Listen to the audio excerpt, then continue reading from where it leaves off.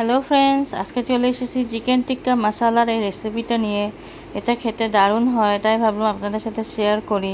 তো আসুন দেখি। প্রথমেই আমি নিয়ে নিয়েছি এখানে 400 গ্রাম বোনলেস চিকেন। তারপর দিয়েছি হলো 2 টিস্পুন হলো টক দই, 1 টিস্পুন নুন, 1 টিস্পুন লঙ্কা বাটা, আর 1 টিস্পুন নিয়েছি আদা রসুন বাটা। তার সাথে দিয়েছি কিছু গুঁড়ো মশলা। ওখানে দিয়েছি হলো 1 টিস্পুন হলুদ, 1 teaspoon Kashmiri red chilli powder, 1 teaspoon জিরার পাউডার। তারপর দিয়েছি হলো 3 টিস্পুন বেসন, আর সামান্য একটু দিয়েছি কসুরি মেথি, আর দিয়েছি একটু সরষের তেল। এই সব কিছু দিয়ে ভালো করে এখন এই বোনলেস পিসেসগুলোকে মেখে নেব। তো ম্যারিনেট করে নেওয়ার পর প্রায় আধ ঘন্টা মতন আমি এটা রেখে দেব, চাপা দিয়ে ঢাকনা দিয়ে একটা রেখে দেব। তারপর উল্টা দিকে আমি একটা গ্রিল প্যান নিয়েছি।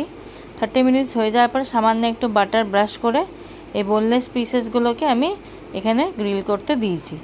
প্রায় 15 মিনিট লাগবে এটা আমার। লো ফ্লেমে করতে হবে। তো একটা দিক হয়ে গেলে আরেকটা দিক করব আমি, এভাবে উল্টিয়ে নেব সব কিছু। তো এইভাবে আমি প্রথমে চিকেন টিক্কাটাকে আগে করে নেব।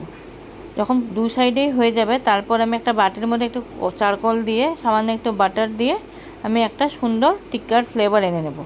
আর এখানে চারকোলটা আমি আগে গরম করে নেব।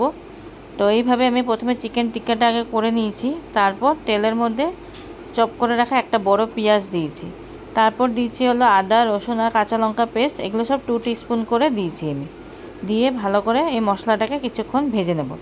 একটু গোল্ডেন হয়ে যাওয়ার পর তারপর ওর মধ্যে দিয়েছি একটা মিডিয়াম সাইজের চপড টমেটো। এটাকেও ভালো করে কিছুক্ষণ ভেজে নেব।